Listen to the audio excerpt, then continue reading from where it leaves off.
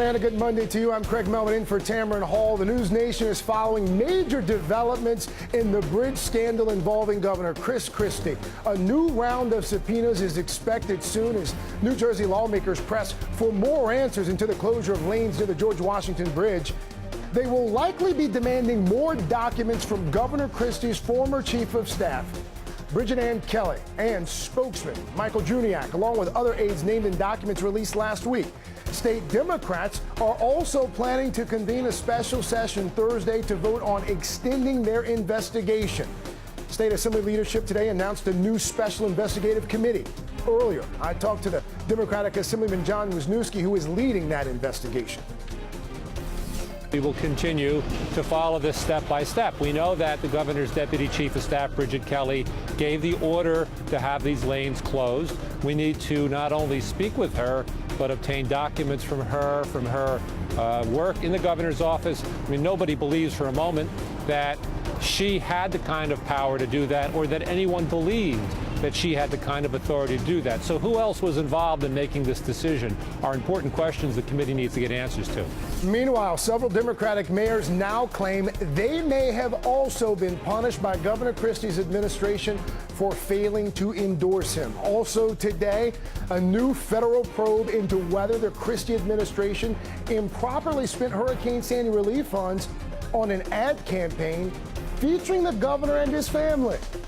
New Jersey Democratic Congressman Frank Pallone says the Department of Housing and Urban Development is planning to audit $25 million in federal cash to the state spent to promote tourism, specifically the bidding process for the so-called Stronger Than the Storm ads. The governor's office is responding, saying in a statement just a few hours ago, in part, the Stronger Than the Storm campaign was just one part of the first action plan approved by the Obama administration and developed with the goal of effectively communicating that the Jersey Shore was open for business. It goes on to say, we're confident that any review will show that the ads were a key part in helping New Jersey get back on its feet after being struck by the worst storm in state history.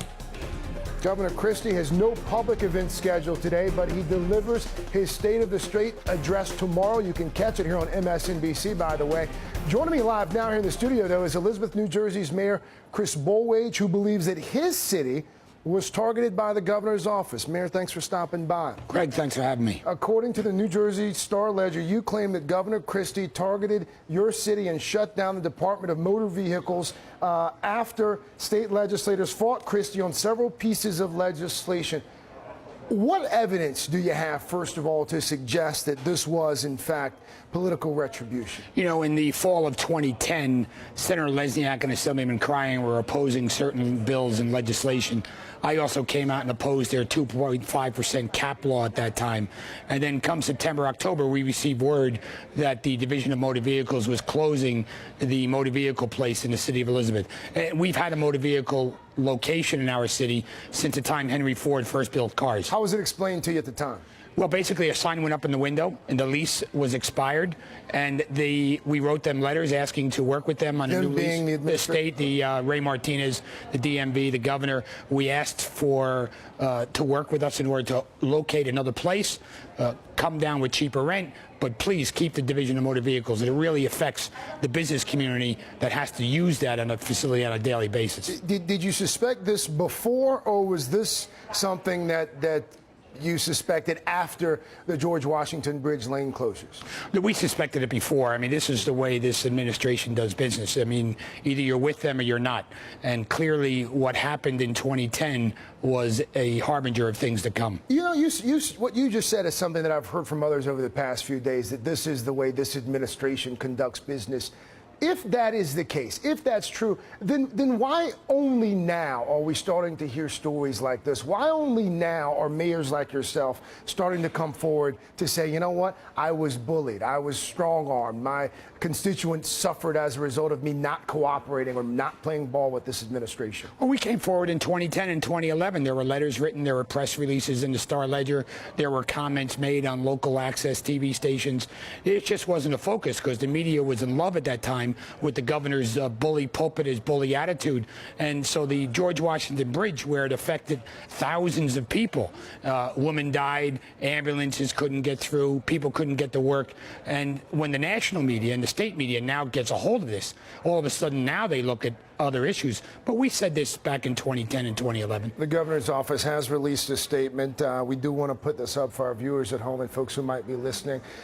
When Governor Christie took office in 2010, New Jersey was on the precipice of fiscal disaster. He immediately acted to eliminate wasteful spending and ensure all government agencies were operating efficiently. The Elizabeth Agency was not only the least used of the three in Union County, but its consolidation saved New Jersey taxpayers nearly $300,000. What say you to that explanation? Well, that's the governor's excuse for closing an urban center in order to get back at Senator Lesniak and Assemblyman. Was it not the least used? I don't believe it was. I mean, because you have Rawway, which is a inspection station, and you have Springfield, and then you have Newark. There's also an issue of convenience.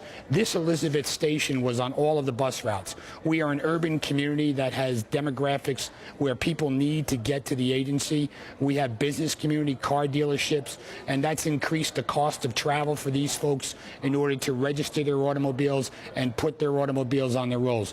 So what was done in 2010 and 2011, the governor can now say that it was the least used, but it served a function for the residents of my community and the surrounding cities that was important. Elizabeth Mayor, Chris Bollwage, for 21 years you've been the mayor, I understand. It's good to see you. Thank you for stopping by. I do appreciate your time.